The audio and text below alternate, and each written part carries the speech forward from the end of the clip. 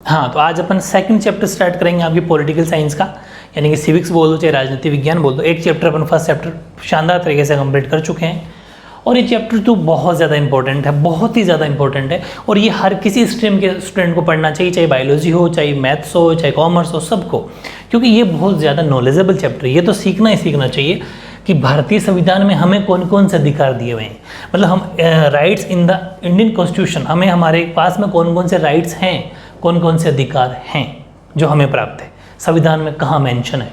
मैं कुछ बातें एक्स्ट्रा बताऊंगा, कुछ बातें लेवल की लेके जाऊंगा, मैंने पहले भी कहा था, और बहुत ही शानदार तरीके से कहाँ से ये शुरुआत हुई, स्टार्टिंग हुई, क्योंकि डायरेक्ट बुक पढ़ने से समझ में नहीं आती बातें, वो अपन को समझना है। बात ये कि मूल अधिकार क्या होता है, मूल अधिकारों की ज़रूरत क्या पड़ी।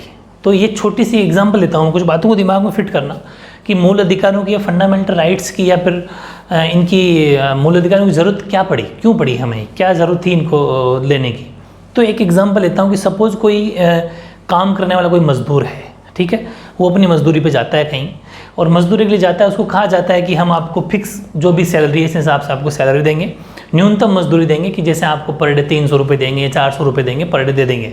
वो उस हिसाब से चला जाता है काम के पर, क्योंकि उसे ये पता है कि चलो 400 रुपये मिल जाएंगे। तो फिर वहाँ जाने के बाद में पता चलता है कि उसको 400 ना दे कि 200 दिए जाते हैं, 200 रुपये दिए जा रहे हैं। अब वो क्या करें, अब अपनी आवाज़ कहाँ रखें। वो जो भी कंपनी में काम करने के लिए गया था उसको 10-12,000 सैलरी के अंदर रखा गया, लेकिन नहीं मिल रही। पहले कहा गया था कि आपको इतना तो देंगे देंगे, या फिर एक दायरा फिक्स है कि इतना तो न्यूनतम मजदूरी मिलेगी मिलेगी, वो भी नहीं दे रहा है, उससे ही कम दे रहा है। तो फिर वो अपनी आवाज़ कहाँ उठाए, एक बात। दूसरी बात कि अगर कोई ऐसा बंदा है जिसके ऊपर कोई केस लगा दिया, कोई मुकदमा लग गया, ठीक है, पुलिस ने कोई मुकदमा लगा दिया, कोई केस चला दिया और वो बंदा मेंटली डिस्टर्ब है थोड़ा सा, पुलिस का ऐसा कहना है कि वो थोड़ा मानसिक स्थिति उसकी विकृत है, थोड़ा मानसिक रूप से वो थोड़ा डिस्टर्ब है, मेंटली डिस्टर्ब है, फिर उसको ले जाया गया हॉस्पिटल, ठीक है। उसने उसको गवर्नमेंट पुलिस ये कह रही है कि ये थोड़ा मेंटली डिस्टर्ब है, इसलिए इसने किसी को चोट पहुंचाई, किसी को क्षति पहुंचाई या किसी का नुकसान कर दिया। तो हॉस्पिटल में ले जाने के बाद में पता चला कि हॉस्पिटल वाले डॉक्टर्स ने कहा कि बिल्कुल सही है, इसमें कोई ज़्यादा मेंटल डिस्टर्ब ये नहीं है, ये दिमागी इसकी कोई दिक्कत नहीं है, ये ठीक है। लेकिन नहीं सुनी, पुलिस वालों ने उसकी एक भी नहीं सुनी। तो फिर वो कहाँ जाए, कहाँ जाए वो अपने अधिकारों की बात रखने के लिए, कहाँ जाए, किस कानून के तहत वो खुद या उसके अपने किसी वकील को करे और ये कहे कि मैं क्या करूँ। अब इन सब आवश्यकताओं को, मोटा मोटी मेरी बात समझ गए होंगे, इन सब प्रॉब्लम्स को ध्यान में रखते हुए हमने मांग उठाई कि हमारे मूल अधिकार होने चाहिए और वो लिखित में होने चाहिए। मेरी बात को ध्यान से समझना आप। इसीलिए हमारे संविधान के अंदर मूल अधिकार, ठीक है, इनको रखा गया। पूरी बात डिटेल से समझेंगे अपन कि हमारे संविधान के अंदर जो भाग 3 है, पार्ट 3, ठीक है, भाग का मतलब पार्ट होता है, समझ जाना इंग्लिश वाले। भाग 3 के अंदर संविधान के जो हमारा संविधान का भाग 3 उसके अंदर मूल अधिकारों का उल्लेख है। छोटी सी मैं लेवल की बात कर देता हूँ। अनुच्छेद, अनुच्छेद का मतलब आर्टिकल, आर्टिकल 12 से लेके 35 तक भाग 3 यानी पार्ट 3, ठीक है, पार्ट 3 है। पार्ट 3 के अंदर आर्टिकल की मैं अगर बात करता हूँ तो आर्टिकल हैं 12 से 35। हमारे संविधान के अंदर मूल अधिकारों का उल्लेख किया हुआ है 12 से लेके 35 तक, ठीक है।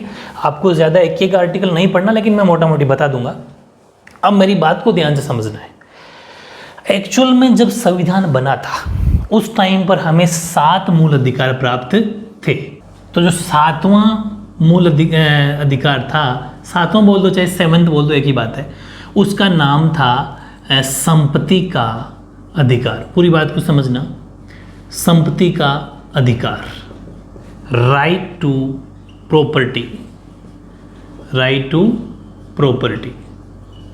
इसको जो 7 नंबर का था, ऐसा मान लो क्योंकि प्रेजेंट में 6 ही है, इसको हमारे संविधान में 44th यानी 44वें कॉन्स्टिट्यूशनल अमेंडमेंट यानी कि 44वें संविधान संशोधन के जरिए जो 1978 के अंदर हुआ था, पूरी बात समझनी है। 44वां संविधान संशोधन 1978, उसके अंदर संपत्ति के अधिकार को, राइट टू प्रॉपर्टी को निरस्त कर दिया है और इसको एक तरीके से ख़त्म करके इसको एक वैधानिक, एक कानूनी अधिकार बना दिया। कानूनी अधिकार, पूरी बात समझना, एक लीगल राइट बना दिया। और उसका अब एट प्रेजेंट ये कहाँ पर है, ये है आर्टिकल 300 के फर्स्ट क्या बोल दो, चाहे इंग्लिश वाले ए बोल दो, 300 के फर्स्ट पार्ट के अंदर जो कि भाग 12 में है, ठीक है, भाग 12 संविधान का जो 12वां पार्ट है उसके अंदर एट प्रेजेंट ये अभी है। भाग 12 में 300 के फर्स्ट 300 के में संपत्ति का अधिकार के नाम से ये हैं। पहले ये हमारा मूल अधिकार हुआ करता था कि हम चाहे जितनी संपत्ति रख सकते हैं, लेकिन अब नहीं, अब ये कानूनी बन गया कि इतनी संपत्ति प्रॉपर्टी के बाद में आपको टैक्स पे करना पड़ेगा, लेकिन पहले ऐसा नहीं था। 1978 में अमेंडमेंट किया गया, कॉन्स्टिट्यूशनल अमेंडमेंट 44वां 44वां, उसके दिए इसको अब खत्म कर दिया। तो अब 8% हमारे संविधान के अंदर कितने आर्टिकल वो अधिकार है, राइट्स है, वो 6, ठीक है। तो अब ये भी क्वेश्चन आ सकता है आपके, हालांकि ये इतनी डिटेल तो नहीं आएगी, लेकिन आ जाए, अभी आपको पूरा तैयारी लेके चलनी है। अब हमारे पास 6 मूल अधिकार है, ठीक है। एट प्रेजेंट कितने मूल अधिकार है, 6 मूल अधिकार है, यानी कि 6 फंडामेंटल जो हमारे पास राइट हैं, ठीक है, 6 फंडामेंटल राइट्स हैं। वो कौन कौन से हैं, अपन एक एक की बात करेंगे ध्यान से। पहला मैं यहाँ लिख देता हूँ, फर्स्ट है समानता का अधिकार, समानता का अधिकार, right to equality, right to equality. ये संविधान की मैं साथ में आर्टिकल भी लेके हुए चलूँगा, 14 से लेके 18 तक, अनुच्छेद यानी कि आर्टिकल 14 से लेके आर्टिकल 18 तक, 14 से लेके 18 तक समानता का अधिकार मेंशन है हमारे संविधान के अंदर, कॉन्स्टिट्यूशन के अंदर, ठीक है, ओके। दूसरी बात, अब आप ये सोचोगे कि मैंने लिखा तो 12 से 35 है, छोटी सी बात यहाँ लिख देता हूँ कि जो आर्टिकल 12 है, ठीक है, और जो आर्टिकल 13 है, हालांकि आपके लेवल की बात नहीं है, लेकिन थोड़ा सा साइड में कहीं लिख लेना, इसके अंदर राज्य की परिभाषा दी हुई है कि राज्य का मतलब देश होता है। पॉलिटिकल साइंस के अंदर राज्य का मतलब देश होगा, स्टेट। इसकी डेफिनेशन दे रखी है कि राज्य शब्द क्या होगा, किस क्या क्या इसकी पावर होगी, वो बस एक छोटा सा कहीं साइड में लिख लेना। और 13 के अंदर न्यायिक, ध्यान से समझना, न्यायिक पुनर्वलोकन, न्यायिक पुनर्वलोकन का आधार है, न्यायिक पुनर्वलोकन का बेस है, यानी कि जुडिशियल रिव्यू, ठीक है, जुडिशियल रिव्यू का बेस है। बस आपको छोटा सा इसके अंदर मेंशन करना है, ज़्यादा टेंशन लेने की जरूरत नहीं है। न्यायिक पुनर्वलोकन का आधार है 12 और 13 के अंदर, यानी कि कैसे न्याय हो, सारी बातें आगे की है, लेकिन इतना समझना है। अब इन आर्टिकल्स की मैं अगर बात करता हूँ तो समानता का अधिकार 14 से 18, ठीक है। नंबर 2 आता है स्वतंत्रता का अधिकार, स्वतंत्रता का अधिकार, राइट टू फ्रीडम, और ये आ जाएगा आर्टिकल 18 तो हो गए, 19 से लेके 22, ठीक है, यानी कि राइट टू फ्रीडम। इस चीज़ को भी आपको दिमाग में फिट रखना है, ठीक है। राइट टू फ्रीडम आर्टिकल 19 से 22, ठीक है। नंबर 3 शोषण के विरुद्ध अधिकार, के विरुद्ध अधिकार, ठीक है। शोषण के विरुद्ध अधिकार का मतलब है राइट अगेंस्ट एक्सप्लॉयटेशन, एक्सप्लॉयटेशन, यानी कि ये चीज़ें किसका क्या मतलब होता है वो तो मैं एक एक बताऊंगा। अभी आपको समझना है कि कोई भी किसी के शोषण नहीं कर सकता, वो सब बातें इजी नाम से पता चल रहा है। आर्टिकल 23 एंड 24 या फिर 23, 24, 2 लिख सकते हो आप, 23 और 24, 2 आर्टिकल के अंदर, 2 अनुच्छेद के अंदर शोषण का विरुद्ध अधिकार मेंशन है, ठीक है। नंबर 4 की मैं बात करता हूँ, देखो बहुत ईजी है, समानता का अधिकार, राइट टू इक्वलिटी 14 से 18, फिर 19 से लेकर 22 तक स्वतंत्र, राइट टू फ्रीडम, फिर शोषण का विरुद्ध अधिकार यानी कि आर्टिकल 23 से 24। अब है धार्मिक स्वतंत्रता का अधिकार, धार्मिक स्वतंत्रता का अधिकार, यानी कि हम किसी भी धर्म को मान सकते हैं, किसी भी धर्म की पालना कर सकते हैं, सबको छूट है अपने अपने मंदिर मस्जिद बनाने की, गुरुद्वारे, सब आगे बात करेंगे। Right to freedom of religion, right to freedom of religion, ये हैं आर्टिकल 25 से लेके 28 तक, अनुच्छेद 25 से 28 के अंदर इसकी बात मेंशन है, ठीक है, समानता, स्वतंत्रता, शोषण का विरोध, धार्मिक। और नंबर 5 है शिक्षा व संस्कृति, शिक्षा व संस्कृति का अधिकार। यानी कि शिक्षा का मतलब आप एजुकेशन ले सकते हो, एजुकेशनली, या फिर एजुकेशन एंड कल्चरल, ठीक है, कल्चरल राइट्स। तो मतलब एजुकेशन का और कल्चर का हमारे पास में ये क्या है, एजुकेशन एंड कल्चरल राइट्स हैं। और लेकिन ये नाम में तो लिखा हुआ है कि शिक्षा व संस्कृति का अधिकार, लेकिन एक्चुअल में ये जो है ना वो माइनॉरिटीज़ के लिए हैं। माइनॉरिटी का जो अल्पसंख्यक है हमारे देश के अंदर, वो हम अपनी संस्कृति को बचा सकते हैं अपनी संस्कृति के लिए। जैसे ये अल्पसंख्यक जो होते हैं इनको ये मदरसे वगैरह स्थापित कर सकते हैं, मदरसे के अंदर ये पढ़ाई करवाते हैं, बच्चों को करा सकते हैं, क्योंकि वो उनकी संस्कृति है। जैसे गुरुद्वारे के अंदर बच्चों को पढ़ाया जाता है, वो उनकी संस्कृति है, पढ़ाया जा सकता है। तो ये शिक्षा व संस्कृति का अधिकार किनको है, नाम में तो ये लिखा हुआ है शिक्षा व संस्कृति यानी एजुकेशनल कल्चरल, लेकिन ये अल्पसंख्यक के लिए है, मतलब माइनॉरिटीज़ के लिए है। हालांकि आपको इसमें मैं आगे सब बातें बता दूंगा। तो ये आर्टिकल 29 एंड 30, ठीक है, 29 और 30 आर्टिकल के अंदर ये बात मेंशन है, ठीक है। और लास्ट आ जाता है अपना छठा, वो है संवैधानिक उपचारों का अधिकार, संवैधानिक उपचारों का अधिकार, यानी कि राइट टू कॉन्स्टिट्यूशनल रेमेडीज, ठीक है, राइट टू कॉन्स्टिट्यूशनल रेमेडीज। और ये हैं हमारे आर्टिकल यानी अनुच्छेद 32 के अंदर 32। अब आप ये सोचोगे कि यहाँ पर 29-30 की बात हुई थी, 31 कहाँ चला गया, ठीक है। तो बस यहाँ लिख देता हूँ मैं आर्टिकल 31, आर्टिकल 31 यानी कि अनुच्छेद 31 के अंदर ये बात लिखी हुई है कि जो ये संपत्ति का अधिकार जो हटा था, ठीक है, मैं यही लिख देता हूँ कि ये जो बात अब जो मेंशन की गई है कि ये हटेगा और नया कानून बनेगा, ये अनुच्छेद 31 आर्टिकल 31 के अंदर ये चीज़ मेंशन है कि अब ये कानून निरस्त कर दिया गया है, ख़त्म करके एक कानूनी अधिकार इसको बना दिया गया है, लीगल राइट बना दिया है, ठीक है। तो यहाँ मेरे को इसके लिखने की ज़रूरत नहीं है, आप समझ गए वो 31 की बात वो है। ये तो हैं आपके कोर्स की बातें, हालांकि मैंने आर्टिकल की बातें थोड़ी एक्स्ट्रा लिखाई है, लेकिन आपका रिवीजन हो जाएगा, थोड़ी एक्स्ट्रा बातें सीख जाओगे, ज़रूरी भी है, ठीक है।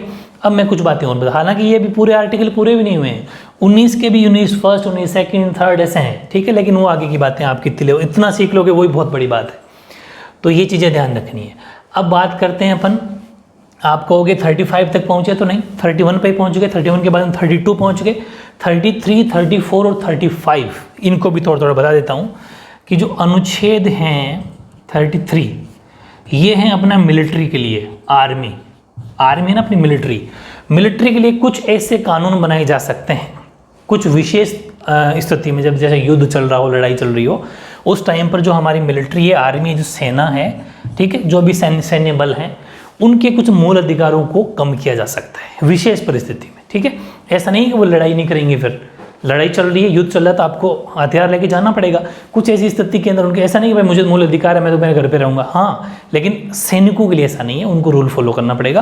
तो वो चीज़ इसमें मेंशन है कि कुछ विशेष कंडीशन के अंदर हमारे मिलिट्री फोर्स को वहाँ जाना पड़ेगा, मतलब उसके मूल अधिकारों को कुछ कम किया जा सकता है, विशेष स्थिति, ठीक है। तो वो कंडीशन कौन सी होगी, लड़ाई वाली होगी, युद्ध वाली होगी। 34 के अंदर है मिलिट्री लॉ बोलता हूँ मैं, ठीक है, मिलिट्री लॉ बोल दो, चाहे सैन्य कानून बोल दो, सैन्य कानून, बात को समझना, मार्शल लॉ भी बोला जाता है इसको, मार्शल लॉ, पूरी बात को समझना बहुत इंपॉर्टेंट है। मार्शल लॉ, सॉरी ऊपर चंद्र बिंदु नहीं है उतना सही, मार्शल लॉ 34 के अंदर, हालांकि हमारे देश में कभी भी अभी तक एक बार भी मिलिट्री कानून नहीं लगा है। जब हम ऐसी कंडीशन आ जाए, जब वहाँ पर हम क्या करते हैं, मूल अधिकारों को रोक के वहाँ पर मार्शल लॉ लगा दिया जाता है, यानी कि मिलिट्री पावर लगा दी जाती है। विशेष स्थितियाँ होती है, वो भी आपके लेवल की बात है, लेकिन समझा रहा हूँ कि सिर्फ इतना सा समझ लो कि मार्शल लॉ या फिर आर्मी का कानून, सैन्य कानून आर्टिकल 34 के तहत लगाया जा सकता है। एक बहुत इंपॉर्टेंट बात पढ़ेंगे भी, जस्ट इसके बाद मैं पढ़ाऊंगा कि मूल अधिकार कभी भी मूल अधिकारों को अगर चेंज करना है तो संविधान में संशोधन करना पड़ेगा। यानी कि आपको फंडामेंटल राइट्स को अगर चेंज करना है तो कॉन्स्टिट्यूशन के अंदर अमेंडमेंट करना पड़ेगा। हालांकि बाकी छोटे मोटे जो कानून बनते हैं ना वो पार्लियामेंट ऐसे बना देती है, उसमें संविधान में संशोधन करने की जरूरत नहीं है। कोई ऐसा नियम, छोटा सा नियम कानून बना दिया और जोड़ दिया। लेकिन अगर मूल अधिकार में फंडामेंटल राइट्स के अंदर कोई परिवर्तन या चेंजेस करना है तो आपको कॉन्स्टिट्यूशन के अंदर अमेंडमेंट करना पड़ेगा। अभी जस्ट क्वेश्चन ले रहा हूँ, आगे पूरी बात समझ आ जाएगी। वो बात कहाँ लिखी हुई है? वो आर्टिकल 35 में लिखी हुई है। आर्टिकल 35 में ये बात लिखी हुई है कि अगर जो हमारी संसद हैं, क्योंकि कानून कौन बनाती है? संसद, यानी कि जो पार्लियामेंट हैं, पार्लियामेंट कुछ विशेष कंडीशन ऐसी आ जाए, एक अपवाद स्वरूप है ये, हालांकि वैसे तो मूल अधिकारों को चेंज नहीं कर सकते, लेकिन कुछ एक्सेप्शनली, कोई एक्सेप्शन के तौर पे पार्लियामेंट जो हैं वो मूल अधिकारों के लिए कुछ कानून बना सकती हैं। ये बात, हालांकि आपके कोर्स में ये number 1, number 2, number 3, number 4, number 5 और नंबर 6 इनके सिर्फ नाम आपको याद करने हैं। लेकिन मैं चाहता हूँ कि अभी से ये चीज़ें भी सीखो। ये चीज़ बुक में नहीं है लेकिन ये भी जाननी ज़रूरी है कि पहले साथ थे, कब हटे, क्यों हटे, सारी बातें आपको समझ में आ गई होगी। ये बहुत ज़रूरी है। तो अच्छा, एक चीज़ और बता दूं, जो हमारा संविधान का भाग 3 है, भाग 3 को संविधान का मैग्ना कार्टा बोला जाता है।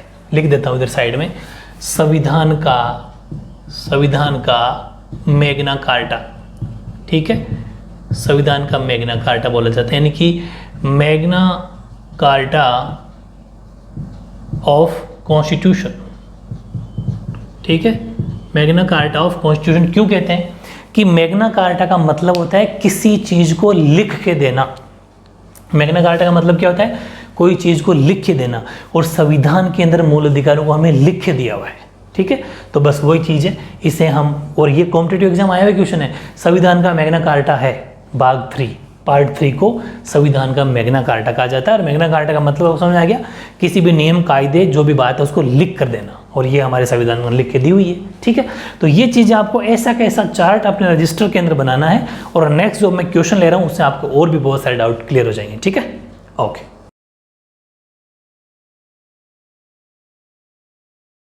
हाँ, तो अब देखो कुछ क्वेश्चन आंसर बहुत ज़्यादा, और ये जो मैंने बोर्ड आपके लिए जो मतलब भरा है ना, इस बोर्ड से या ऐसा मान लो कि 5 से 6 क्वेश्चन सीधे सीधे बनते हैं, ठीक है। एक तो पहला question, what is bill of rights, समझ पा रहे हो, यानी कि अधिकारों का घोषणा पत्र क्या होता है या फिर क्या है, सीधा सीधा एग्जाम में क्वेश्चन आएगा, आया भी है। तो देखो अपने पहले बात इसी कर चुके कि अधिकतर लोकतांत्रिक देशों में, आगे मत बढ़ो बस यहीं रुको, लोकतांत्रिक देश का मतलब होता है डेमोक्रेटिक कंट्री। डेमोक्रेटिक कंट्री बोल दो चाहे लोकतांत्रिक देश बोल दो, जहाँ पर जनता के द्वारा चुनी गई सरकार होती है, वो लोकतांत्रिक देश होते हैं। यानी कि पहले राजा महाराजाओं का राज हुआ करता था, तानाशाही चलती थी, उनका राज खत्म होकर जो जनता के द्वारा, जनता के लिए जो चुना गया वो लोकतंत्र होता है, डेमोक्रेसी। तो हमारा जैसे इंडिया वो डेमोक्रेटिक कंट्री है, ठीक है, जनता खुद अपना नेता चुनती है, सरकार बनाती है। तो वही चीज़, जो भी डेमोक्रेटिक कंट्री होती है, जो भी लोकतांत्रिक देश होते हैं, वो अपने नागरिकों को कुछ अधिकार या राइट्स देते हैं, और वही कॉन्स्टिट्यूशन के अंदर मेंशन भी होता है वो चीज़। और यही ज़रूरी है, अगर कोई देश किसी भी अपने देश के नागरिकों को अगर राइट्स यानी अधिकार ना दे, सिटीज़न को अधिकार नागरिक ना दे, तो वो फिर वो लोकतांत्रिक देश है ही नहीं, ठीक है। तो यही चीज़ जैसे कि नेहरू समिति ने इसकी मांग भी करी थी कि भाई हमें एक हमारे देश के नागरिकों को एक ऐसा अधिकारों का लिस्ट दिया जाए, एक अधिकार पत्र दिया जाए, एक बिल ऑफ राइट्स दिया जाए, जिसके अंदर हम हमारी जितने भी कोई राइट्स हैं उनका हम फ़ायदा उठा सकें। कोई गलती गवर्नमेंट करती है, गवर्नमेंट के ऊपर लांछन लगा सकें, वही चीज़ है। तो हुआ क्या था कि जितने भी लोकतांत्रिक देशों में नागरिक थे, उनके अधिकारों को संविधान में सूचीबद्ध कर दिया जाता है। लेकिन मेन चीज़ क्या है, जैसे अगर कोई किसी ने आपको कह दिया कि हाँ ठीक है हम आपको राइट्स देते हैं, लेकिन आप क्या कहोगे कि क्या पता इस चीज़ को हमें हमारे संविधान के अंदर लिख के दो, ठीक है, मतलब हमारे कॉन्स्टिट्यूशन के अंदर ये चीज़ मेंशन होनी चाहिए रिटर्न, तब हम मानेंगे कि हाँ अब पक्का है, ताकि हम एक कहते हैं एफिडेविट लगा सकें, एक डॉक्यूमेंट लगा सकें कि ये चीज़ जिसका हमारे खिलाफ कोई गलत काम हो रहा है, हमारे जितने भी राइट्स हैं उनका हनन हो रहा है, तो हम हमारे संविधान के उस आर्टिकल से ये बता सकें कि इस अनुच्छेद से बता सकें कि ये हमें राइट है, आप हमारे इसके ऊपर आरोप नहीं लगा सकते, या फिर आप हमें ये काम करने से रोक नहीं सकते। तो हमने यही कहा कि ये जो भी चीज़ है इसको हमें संविधान के अंदर लिखी चाहिए या फिर संविधान के अंदर चाहिए, मेंशन करके दो। बस वही चीज़ है कि अधिकतर लोकतांत्रिक देशों में नागरिकों के अधिकारों को संविधान में सूचीबद्ध का मतलब होता है उसके अंदर डाल दिया, रख दिया, सूचीबद्ध कर दिया जाता है। संविधान द्वारा प्रदान किए गए और संरक्षित अधिकारों की ऐसी सूची या ऐसी लिस्ट को ही हम अधिकारों का घोषणा पत्र कहते हैं। जैसे अगर मैं इंडिया की बात करूं तो भाग 3, ठीक है, संविधान का जो पार्ट 3 है उसके अंदर आपको मैंने पहले ही बता दिया स्टार्टिंग में, वहां पर हमारे मूल अधिकार यानी कि फंडामेंटल राइट्स हैं। बस वो जो सूचीबद्ध कर दिया, एक लिस्ट के अंदर डाल दिया कि यहाँ से लेके यहाँ तक, आर्टिकल 12 से लेके 35 तक जो बातें डाल दी वो हमारा मूल अधिकार है, वो चीज़ फंडामेंटल राइट है। मतलब most democratic countries to list right of the citizens in the constitution itself, such a list of right mentioned and protected by a constitution is called the bill of rights। यानी कि जो हम हमारे जो right हैं, जो भी हमारे अधिकार हैं, वो लिस्ट ऑफ राइट उसको मेंशन कर दिया और प्रोटेक्टेड बाय द कॉन्स्टिट्यूशन, और संविधान के द्वारा अगर किसी चीज़ को संरक्षित किया जाता है, अगर कॉन्स्टिट्यूशन के द्वारा कोई चीज़ मेंशन की जाती है तो वो पुख्ता हो जाती है, वो पक्की हो जाती है, बस उसी को हम बिल ऑफ राइट्स कहते हैं। ठीक है, तो बहुत इजी है कि किसी भी चीज़ को, इस बिल ऑफ राइट्स की वो नहीं है, ये बिल ऑफ राइट्स और भी किसी चीज़ में आपसे पूछ सकता है कि बिल ऑफ राइट्स क्या है, फिर उसका अधिकारों का घोषणा पत्र क्या है। ये अधिकारों की जगह और कुछ नाम आ सकता है। किसी भी चीज़ का घोषणा पत्र का मतलब है संविधान के अंदर उस चीज़ को सूचीबद्ध कर देना, यानी कि एक लिस्ट बनाकर या फिर कुछ आर्टिकल के जरिए हमारे फिक्स कर देना, बस ये समझना आप। ठीक है, तो रटना मत, समझते हुए चलना है। अब मैंने इंपॉर्टेंट फैक्ट नाम से कुछ बातें लिखी है, और ये जितने भी 1 2 3 4 5 पॉइंट है, एक नोट वाला भी पॉइंट 6 पॉइंट है, 6 क्वेश्चन है, 6 पॉइंट नहीं है। ये फिल इन द ब्लैंक्स में आ सकते हैं, मतलब खाली जगह में आ सकते हैं। ऑब्जेक्टिव कैसा भी क्वेश्चन यहाँ से बनेगा तो इनसे बाहर नहीं जाएगा। बहुत इंपॉर्टेंट है, डीपली मैंने एक लाइन टू लाइन क्वेश्चन बनाए हैं। अगर 1 मार्क्स में क्वेश्चन आ जाए कि हमारे जो अधिकार हैं इंडिया के अंदर, भारत के अंदर अधिकारों की एक घोषणा पत्र की सबसे पहले मांग किसने उठाई थी, तो 1928 के अंदर मोतीलाल नेहरू समिति।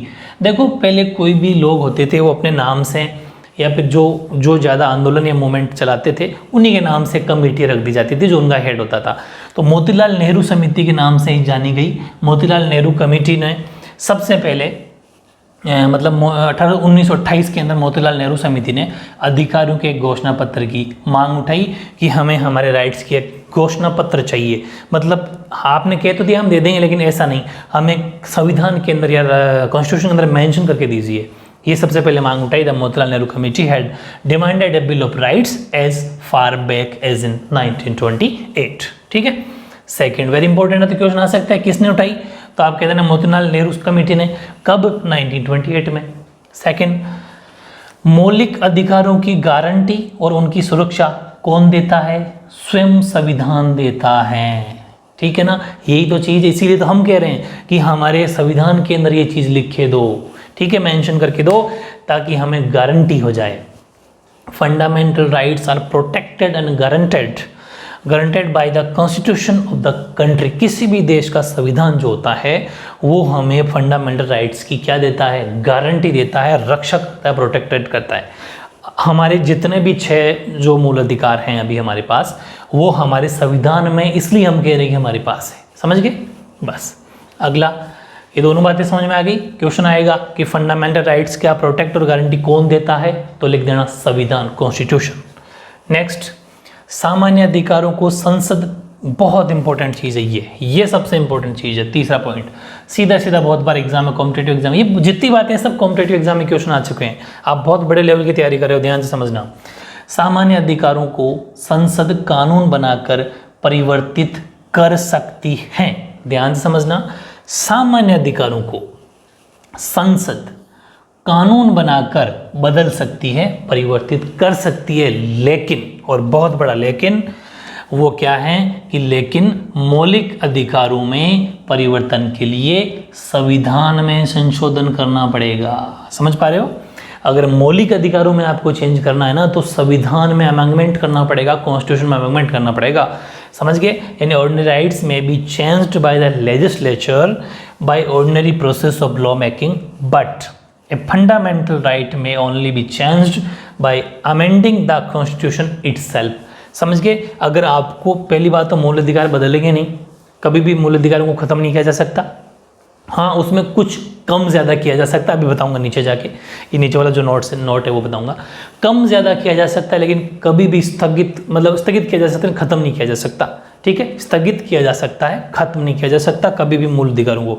लेकिन अगर मूल अधिकार में कुछ चेंजेस करना है तो ऐसा नहीं है कोई छोटा मोटा कोई जैसे नॉर्मल अपन सामान्य अधिकार होते हैं ना, तब तो संसद कोई भी कानून बना के चेंज कर देती।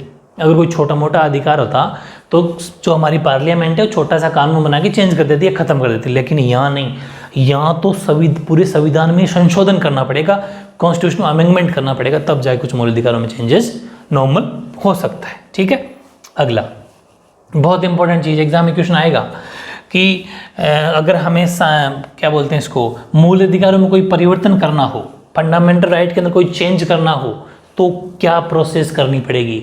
तो ऑप्शन होगा या नहीं होगा तो आपको लिख देना कि संविधान में संशोधन करना पड़ेगा, कॉन्स्टिट्यूशन में अमेंडमेंट करना पड़ेगा। ठीक है, यानी कि अमेंडिंग बाय कॉन्स्टिट्यूशन। ठीक है, अगला, सरकार का कोई भी अंग मौलिक अधिकारों के विरुद्ध कोई कार्य नहीं कर सकता। सरकार के 3 अंग होते हैं, हमारे गवर्नमेंट के 3 अंग हैं। बात करें अपन लेजिस्लेचर, ठीक है, जो और लेजिस्लेचर हो गया मतलब कि कार्यपालिका, व्यवस्थापिका और जुडिशरी न्यायपालिका। ये 3 जो हमारे गवर्नमेंट के अंग है या 3 ऑर्गन है हमारे सरकार के, ये तीनों ऑर्गन, तीनों में से 2 कार्यपालिका का मतलब हो गया एग्जीक्यूटिव। ठीक है, एक होगी व्यवस्थापिका। ठीक है, व्यवस्थापिका का मतलब हो गया लेजिस्लेचर, शॉर्ट में समझ जाना। और लास्ट तीसरी, इन दोनों पे जो ध्यान रखने वाली, निगरानी रखने वाली, वो हो गई अपने जुडिशरी यानी कि न्यायपालिका, जुडिशरी। ठीक है, तो ध्यान रखना ये सरकार के 3 अंग है, कार्यपालिका यानी एग्जीक्यूटिव, व्यवस्थापिका लेजिस्लेचर और न्यायपालिका यानी जुडिशरी। अब हुआ क्या कि इन सरकार के कोई से भी अंग में से बेसिकली ये 2 जो अंग होते हैं, ये काम करने वाले, व्यवस्था करने वाले होते हैं हमारे सरकार के। अगर ये दोनों कोई भी मूल अधिकार के खिलाफ काम नहीं कर सकते, इन पर न्यायपालिका क्या कर देगी, अगर ये दोनों कोई भी कानून या ऐसा काम कर रहे हैं, ऐसा कानून या लॉ बना रहे हैं, ऐसा कोई नियम बना रहे हैं जो हमारे मूल अधिकारों का विरोध करते हो या मूल अधिकारों के खिलाफ हो, तो न्यायपालिका उसको ख़त्म कर देगी। किसको? उस कानून को। ठीक है, ध्यान से समझना कि सरकार का कोई भी अंग मौलिक अधिकारों के विरुद्ध कोई भी कार्य नहीं कर सकता। ठीक है, यानी कि no organ of the government can act in manner that violates them. ठीक है, कोई भी हमारे अधिकारों के, हमारे राइट्स के खिलाफ काम नहीं कर सकते। इसके नीचे वाली बात और समझ में ज़्यादा आएगी, विधायिका या कार्यपालिका। ठीक है, विधायिका या कार्यपालिका एक ही बात है। विधायिका मतलब पार्लियामेंट, संसद होता है, वैसे संसद बोल दो चाहे कार्यपालिका बोल दो, एग्जीक्यूटिव, कि किसी कार्य या निर्णय से यदि मौलिक अधिकारों का हनन होता है या उन पर अनुचित प्रतिबंध लगाया जाता है तो न्यायपालिका उसे अवैध घोषित कर सकती है। यही बात मैंने अभी बताई। यानी कि अगर लेजिस्लेचर या एग्जीक्यूटिव, ठीक है, यानी कि executive as well as legislature actions can be declared illegal by the judiciary if these violates the fundamental rights or restrict them in an unresponsible manner। ध्यान से समझना, अनरीजनेबल मैनर, पूरी बात सुनना कि अगर इन दोनों ने कोई ऐसा कानून, जो मैंने अभी बात बताई वही है, अगर कोई ऐसा कानूनी नियम बना दिया जो हमारे फंडामेंटल राइट्स का विरोध करता हो तो जुडिशरी उस कानून को निरस्त कर सकती है, ख़त्म कर सकती है। ठीक है, बस इजी वही बात है। लेकिन अब आपके माइंड में ये क्वेश्चन उठा होगा ज़रूर, अगर मेरी बात को ध्यान से सुना है तो ये क्वेश्चन आपके माइंड में उठा होगा कि फिर इस हिसाब से तो हम कुछ भी कर सकते हैं। फंडामेंटल राइट्स मतलब जो हमें तो मूल अधिकार इतनी पावरफुल है कि गवर्नमेंट कुछ भी गलत चले काम करेगी तो हम तुरंत उस पर कार्रवाई कर देंगे। ऐसा नहीं है कि आपको मूल अधिकार पूरी छूट देते हैं। कुछ बातें ऐसी भी हैं जहाँ पर सरकार मूल अधिकारों को थोड़ा सा रोक सकती है, हमें कुछ पावर को कम कर सकती है। ये ध्यान रखना बहुत ज़रूरी है, यही नोट लिखा हुआ है, बहुत बड़ी बात है ये, कि मौलिक अधिकार निरंकुश या असीमित अधिकार नहीं है। ऐसा नहीं कि अनलिमिटेड मिल गया, नहीं। Fundamental rights are not absolute और अनलिमिटेड राइट्स। ध्यान रखना इस चीज़ को, government can put reasonable restrictions on the exercise of our fundamental rights. कुछ ऐसी रीजनेबल रेस्ट्रिक्शंस हैं, वो रेस्ट्रिक्शंस क्या हैं, वो ऐसी प्रतिबंध हैं, मतलब कि सरकार मौलिक अधिकारों के प्रयोग पर कुछ औचित्यपूर्ण, कुछ रीजनेबल प्रतिबंध लगा सकती है। अगर उसको ऐसा कुछ लगे ना, ऐसा नहीं कि भाई पूरे अधिकार आपको मिले, ऐसा कुछ लगे जो देश के लिए, जो हमारे देश के लिए कोई ऐसा देश का मुद्दा हो और उसके खिलाफ कोई काम हो रहा हो, तो सरकार हमेशा देश का पक्ष लेगी। या फिर ऐसा हज़ारों लोगों का अगर नुकसान हो रहा है और कोई 2-4 का फ़ायदा हो रहा है, तो वहाँ पर गवर्नमेंट रुक सकती है, क्योंकि हमेशा क्या होता है, ज़्यादा लोगों का फ़ायदा होना चाहिए। जबकि अगर उल्टा हो रहा है तो फिर वहाँ पर थोड़ी बहुत छूट, मतलब इस अधिकारों को रोका जा सकता है। कुछ रीजनेबल रेस्ट्रिक्शंस ऐसे हैं, प्रतिबंध हैं, क्योंकि हमेशा देश के लोगों की भलाई का ज़्यादा सोचा जाता है। ऐसा नहीं कि 2-4 के फ़ायदे के लिए हम इतना बड़ा कुछ चेंजेस या कुछ कर दें, देश का नुकसान नहीं होना चाहिए। ठीक है, तो ये सब बातें बहुत ज़रूरी है, फैक्ट है। अब अपन क्या करेंगे, एक एक जो अधिकार राइट्स हैं उसके बारे में फुल डिटेल से पढ़ने वाले हैं। ठीक है, ये वीडियो आप जब तक याद करके रखो, ये वीडियो आपको बेसिक नॉलेज कराने वाला था, बहुत काम की चीज़ थी। कुछ बातें मैंने एक्स्ट्रा भी आपको बताई, उनको भी आपको ऐसा नोट्स बनाना है, अलग रजिस्टर आपको बनाना है। ठीक है, ओके।